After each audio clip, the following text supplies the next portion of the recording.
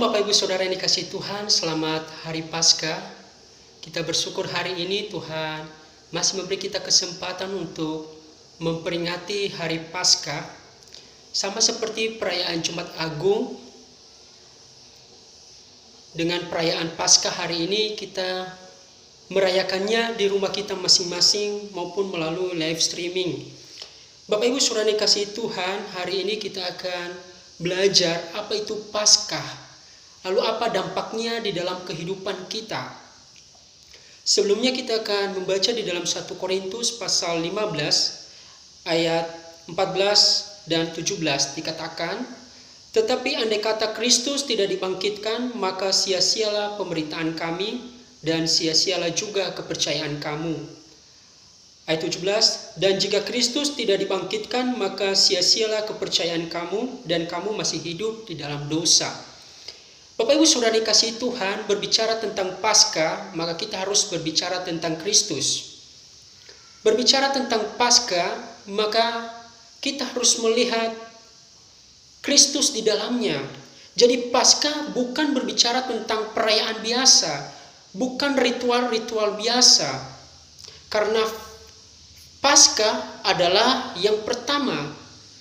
Paskah adalah fakta bahwa Kristus sudah bangkit dari antara orang mati sesuai dengan nubuat para nabi dan sesuai dengan apa yang telah dia janjikan sebelum dia mati, bahwa dia harus menderita, disalibkan di atas kayu salib dan bangkit pada hari yang ketiga.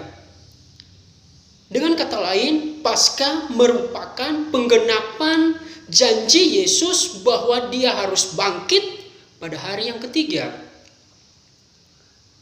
Dan ini dibuktikan kurang lebih ada 3 hal. Yang pertama adalah kubur kosong membuktikan bahwa Yesus sudah bangkit dari antara orang mati. Yang kedua, kebangkitan Kristus disaksikan lebih dari 500 orang yang menyaksikan bahwa dia sudah bangkit. Yang ketiga adalah perubahan drastis para murid, di mana sebelumnya para murid mereka takut mati. Bahkan kita melihat salah satu murid yang semangatnya luar biasa, yaitu Petrus. Ketika Yesus ditangkap, dia tidak mengakui bahwa dia adalah salah satu pengikut atau murid Kristus. Dia menyangkal Kristus 3 kali. Semua para murid takut. Tetapi ketika mereka berjumpa dengan Tuhan, ketika mereka sudah mengalami kebangkitan Kristus, ketika mereka sudah menyaksikan bahwa Kristus sudah bangkit dari antara orang mati, maka terjadi perubahan di dalam kehidupan mereka. Mereka bahkan berani mati demi Injil Kristus. Kita tahu Petrus, dia mati disalibkan dengan kepala di bawah, kaki di atas. Bapak Ibu Saudara dikasihi Tuhan, itu adalah yang pertama.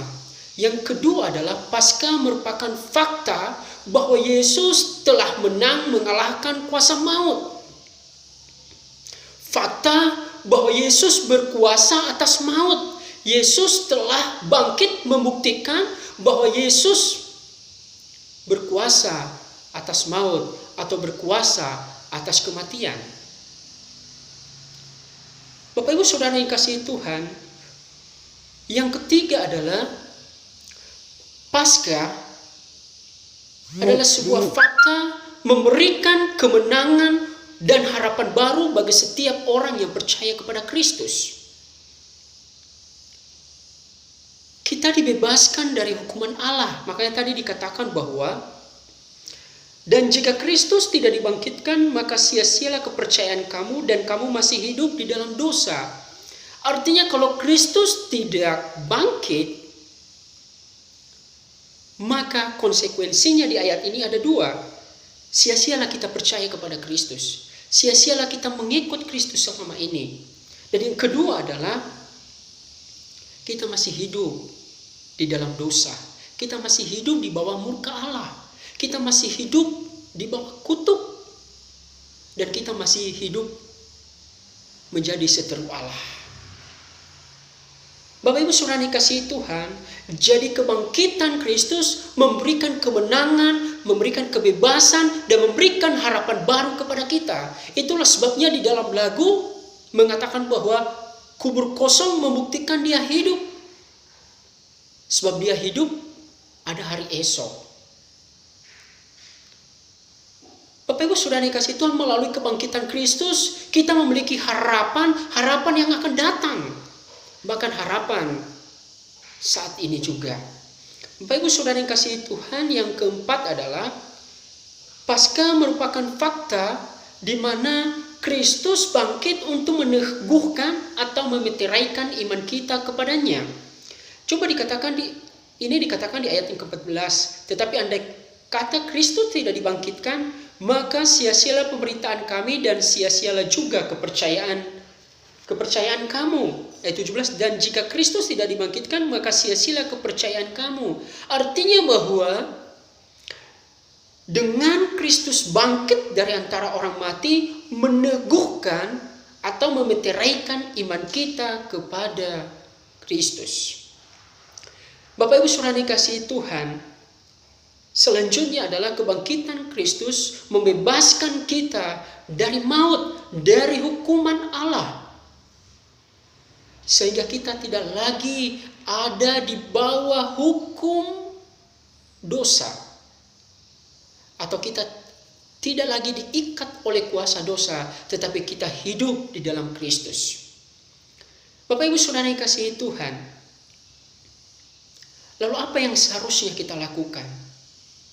Bagaimana tanggapan kita terhadap fakta ini, bahwa Kristus sudah bangkit dari antara orang mati? Ibu Saudara dikasihi Tuhan,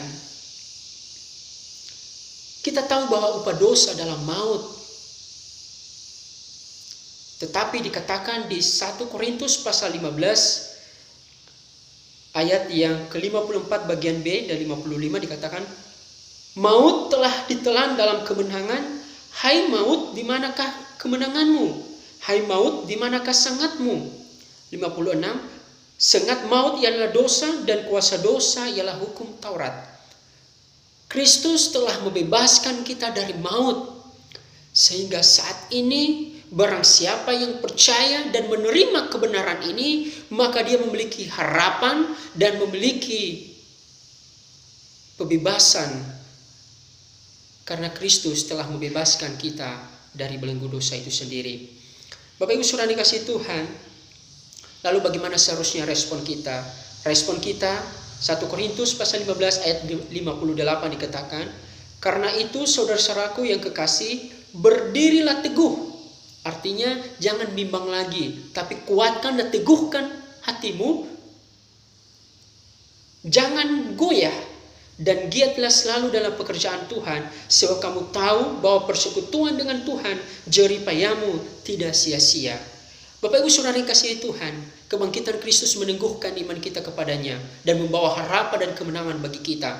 Mari kita terus bangkit, mari kita terus berjalan di dalam Tuhan, karena bersama dengan Tuhan kita mampu melewati setiap problema, setiap masalah yang terjadi saat ini. Bapak Ibu Saudara dikasihi Tuhan, kiranya kita juga bangkit bersama dengan Kristus, bangkit dari zona nyaman kita. Mari kita melayani Tuhan, mari kita memberitakan kerajaan Allah, mari kita memberitakan Yesus yang sudah mati karena dosa-dosa kita, dan dia sudah bangkit menang dari kuasa maut.